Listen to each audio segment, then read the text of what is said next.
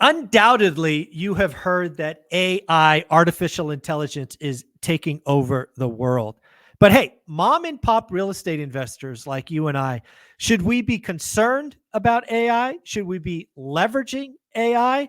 Or should we just forget about it and keep doing what we're doing? We're going to have this conversation with Darren from Steadily. How you doing, Darren?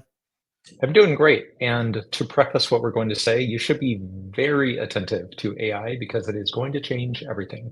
And I don't mean waiting for generalized intelligence where it can do anything in the world and make you breakfast. I'm talking about now, the things that are available today, because my personal experience with ChatGPT and AI goes back to 2019.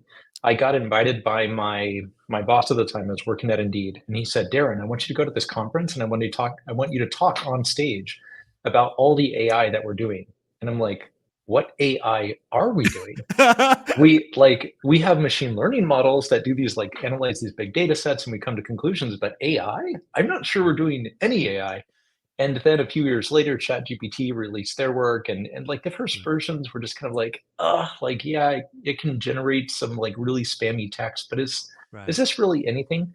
In the last 6 months, though, wow, just Yeah. mind blown. We have 5 different AI projects going on within Steadily today that Wow. are about to go operational, and they're pragmatic. They're not, oh, pie in the sky, maybe this will happen someday. It's like here and now. It's happening, and it's starting with the least sexy jobs that are like very repetitive and very boring, and we're going to talk about some of those today. But you can use it today to have real impact on your day-to-day life, and I use it Yeah. in my real estate investing, and I thought some of the things that I do might be interesting to your audience. Oh, I think it's absolutely this again, folks. If you don't know, Darren is the CEO of Steadily, and been in the space for a long time. So again, what he's telling you as a CEO is the company is making investments in AI, artificial intelligence, 5 projects, lots of people, lots of software. Again, first targeting kind of low end repetitive tasks, but this will have impact across this. It's funny you talk about machine learning. My last decade or so of my software career, which again ended in 18, was all selling, big data sets in machine learning. It was fun to watch that all of a sudden ML became AI and nothing technology changed. But Hmm. as they got the models and all of that, I have been impressed by the rapid change in the last 6 months and all the different projects. Now you're seeing images, and it is here. It will change everything, but I do want to say it isn't. It's not going to be that we're all out of jobs. That's just a step too far. Jobs will change. Some jobs, some industries will never be the same. But this isn't. Hey, suddenly companies are going to run with no employees. That's not coming. It's not. The roles that are going to be the most impacted over the next 5 to 10 years are the roles where it's a repetitive task that you do at a computer. Those Correct. roles, those folks should, not to be alarmist, but those folks should really start thinking about what role they could Yeah. graduate to Right. that would that would be a thing that they do with their hands, that would be something in the real world or something that isn't repetitive, because those are the Correct. things that are really hard to automate. But even taking our designer, for example, we have an in-house designer, and he's incredibly talented. So all of the art that you see on Steadily.com, up until 6 months ago, he hand drew all of that on Mm, his tablet. Since the advent of the latest generation of AI models, his productivity has increased about 300%. And so exactly. previously, when someone would come to him and say, "Hey, we're about to do a 4th of July postcard. Can you do some illustrations for it?" And he'd say, "I'm sorry, I'm working on our annual report. Like, I don't have bandwidth to do that." Now he just, still one guy, but he does three X the amount of work. So you can imagine, what if we had 3 designers? Mm, Then we would have said, like maybe we only need one because productivity has 3x. And so those are the types of roles where there's still a need for a human, but more and more they're going to be managing AIs and correct. orchestrating AIs as opposed to doing the actual pencil pushing themselves. Love that. Love that. Well, let's bring this back to real estate investing. There is a lot, dude. There is a lot of repetitive tasks in evaluating and looking for finding deals. How are you personally using AI in your real estate investing today? I'm going to give it that answer. And before we dive into that, I want to really quickly summarize to folks what an AI is in Okay. case they haven't heard this before. When you go into Google and you type, how do I, Mm-hmm. and it shows you 10 suggestions like, how do I get earwax out of my ear? It's doing text string completion. So it said when people type in, how do I, the most common thing that followed that was, how do I get tickets to a Taylor Swift concert or whatever? It's just Yeah. pattern matching across huge amounts of data sets. Mm-hmm. And so the AIs that we have today are not trying to recreate the human brain. What they're trying to do is the how do I like text completion, but Correct. where the text completion might be a book in length. And Okay. so they're using these incredibly long strings of text to try to predict what is the next thing that somebody would want if they had previously typed, "Hey boss, thanks for sending me a note, comma, like what's most likely to follow that?" Mm-hmm. And you just keep building the scale of that, and eventually you end up with an engine that it feels like you can talk to it. But it's fundamentally text autocomplete under the Okay. hood, which I find crazy. So real estate investing and how we've been able to use it over the last 6 months. When I'm evaluating a new property, generally speaking, I start with my geographies, my Mm-hmm. price point, and then what I'm looking for is where are the deals that are underpriced that fit Mm-hmm. all of those criteria? And then Yep. secondly, can I find deals that are off market? So Yeah. if you're let's talk about the scenario where you are trying to find an off-market deal. So you've identified some properties that you fit your criteria, but only maybe 5 or 6% of those are going to be for sale at any given time. How could you get in the inbox of that property owner a month or two before they decide to list their property and maybe make an off-market deal? Mm-hmm. And so what you typically do is you start with some feed that's got to get you the list of addresses with the basic buyer information. You can get that from Zillow or any one of number of vendors, and that's going to get you into a spreadsheet.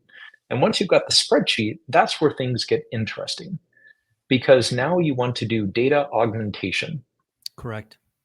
And what you end up doing is the tool that I use is called clay.com is Hmm. you take your spreadsheet that has your basic address, number of bedrooms, and like price point that it sold for the last time, which might have been like 7, 8 years ago.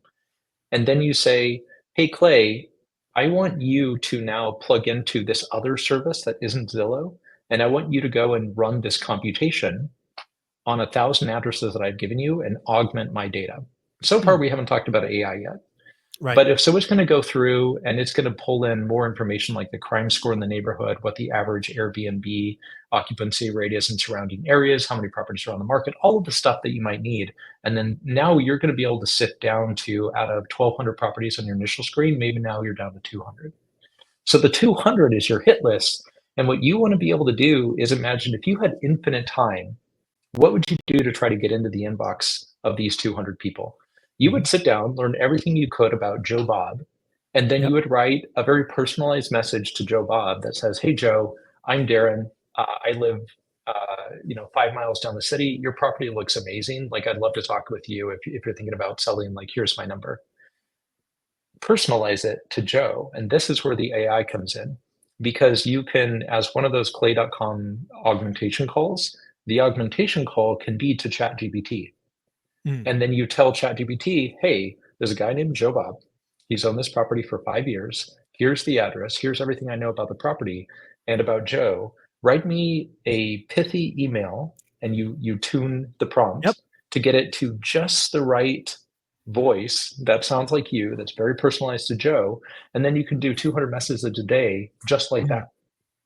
And that's the Yeah. magic because it takes a thing that you could have done yourself, but maybe you do 10 a day before you get fatigued, and now you can do 200. Yeah. I love that. One of the things that you really get to learn about real estate investing, especially if you're looking for off-market deals, is the data sets are all over the place, right? You have Zillow, you have Redfin, you have county records. You also, if you want to get nutty with it, you can look at probate, you can look at code enforcement, right? You can look at all of these things. There are services out there that attempt to do all that for you, like PropStream, somebody I've had on the channel before. But where they're lacking, and I'm just going to wild ass guess this complete guess. That's the missing piece for them is the pithy email, right? The postcards, because you can make them all unique. What I have seen them and others do today is, hey, you can set up a template and everybody gets the same thing. That's, that's just mail merge. That's not very exciting. But if you could take all, because again, they have, I don't know, dozens and dozens of data sets, but then add in AI to take all these other elements, because the message is very different from, hey, you've owned this property for 20 years to you've owned it for 2 years, different story. It's on the code enforcement list. Water's turned off, different message. Sorry for your loss. I realize this is a probate. I mean, just think about how AI could come in and, once you've tuned it to your voice, you could do a lot of these things. That is exactly right.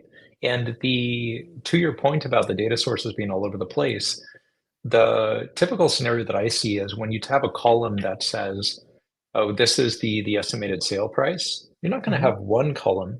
You're going to have, this is the service A estimated Yeah. sale price, service B, and then you're going to have 5 or 6. And only when 4 out of 6 meet your criteria are you like, okay, like most people tend to agree, this isn't the right column. And so you're just feeding in lots of data, and that's where something like GPT is amazing at Yeah. combining lots of data and making sense of it. Yeah, again, I think AI is going to come a long way. I think so. What I'm hearing here is, and again, we're obviously talking real estate, but this could be small business. This could be anything. Outreach to cold contacts with some kind of tailored message. Amazing. How about outreach to warm contacts, tailored message? Think about all of those things that Chat GPT or like things It's a to do. mouthful. Yeah, it's crazy, especially when I'm used to saying machine learning for 10 years. Just stuck in my head. But again, think about marketing will fundamentally change. And then you just talk about what you talked about, your branding or your creator.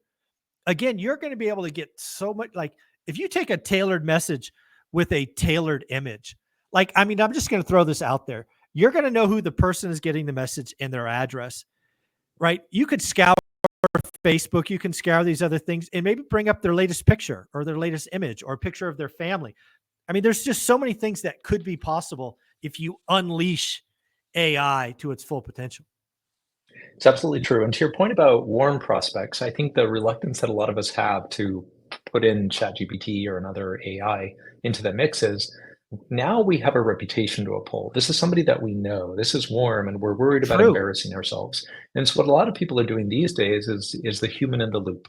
And Mm, so, in that 200 outreach scenario, you'll have the AI generate the messages, and then you scan through and you're like, yes, yes, yes, yes, yes, no, no, no, yes, yes, yes. And correct. that way you're catching the weird outliers. And over time, as you get better and better at tuning those prompts, it's all about the prompt, Correct. the chat GPT will be able to get closer and closer to your voice so that eventually you're saying yes to 99% of them. Yeah. And the real key in this is all of us, like Steadily, you have your own database. You have your own database that's not in ChatGPT. You didn't give them access to it. So you may have customer support issues. You may have renewal issues. I mean, there's all these other things. That's why warm prospects needs a prompt engineer or somebody kind of double checking, or your sales team or whatever you do, right? I can imagine a situation where you have, 10,000 customers and okay, here are your 800 that are in your patch. Make sure these are right. That's on you, right? I'm going to hold you responsible if any of these are wrong. But still, you're getting it done in a fraction of the time. And that comes back to the theme that we opened with. At the current stage of AI, it's taking a thing that is a repetitive task that people are already doing it, and it's making it so much faster. So both in terms of the real estate and the prospecting, but also in general life, if there's a task that you've done at a computer 10 or 20 times, there's a very good chance that you could either in the same amount of time do 10x that amount, or you could put it on autopilot. Yeah. One of the things I look forward to AI, and I think we're certainly less than a year away from this, is if you can go to a provider. I'm just going to say PropStream again because I know them. I've used it. My team uses it. Who's already invested in collecting 24 data sets. What I look forward to is the time that I can put in my mental model, aka yield, and have it go through the entire database of every property in Fresno, California, which is, I don't know what it is, 625,000 homes, and have it stack rank the top 100 prospects. So that's That will be coming, and sexy and this is cool. going It's way down coming. into the weeds Yeah. of AIs. But the ways that people are getting success out of AIs today is the first hurdle that folks ran into when they started playing with AIs was you give it a command of like, hey, read this page, read this long legal document, 20, 30 pages long, and tell me X, Y, and Z things. And it does okay for the first page, 2 pages, and then it kind of loses the thread and it misses Hallucinates. stuff. It goes off the rails. Yeah, it hallucinates. It like it's too much. And so what folks realized is, well, what if instead of giving one prompt to ChatGPT and saying, do this one thing, and you throw a ton of data at it, what if instead you chunked it up Mm, and you said, okay, I'm going to have you read the first page, ChatGPT prompt number one. mm, ChatGPT prompt number two, I'm going to have you read the second page. I'm going to have 20 AIs that are all reading this consecutively. And then I'm going to have a supervising agent, mm. still ChatGPT. And the supervising agent's job is just to manage the other ChatGPTs. And you can make as many layers of this as you want.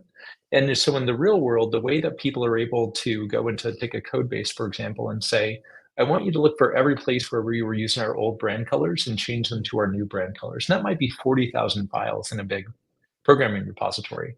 The way that ChatGPTs are able to do that today is that one GPT is just reading 5 or 10 files at a time, and then you have a supervising agent that's running for hours, and it's managing all the other workers. So a lot of the innovation that's happening today around getting like high impact, the every property in Fresno, California type of analysis is about stacking Right. AIs. So you're just gonna start to see that happen more and more over the next 6 to 12 months.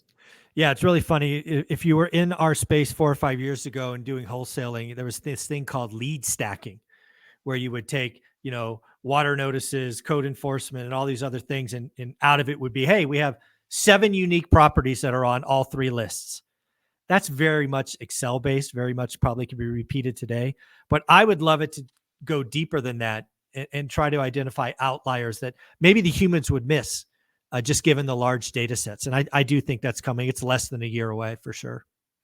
If they can do it with tumor images on an MRI, they can do it with properties. So I'm looking forward to being in that world. Yeah, no. And again, it won't be right all the time. But again, if they can just create a focus for me, hey, look at these 10, 20, 100, that's winning in my book. Yeah. I think that's a great place to end it. Super fun conversation.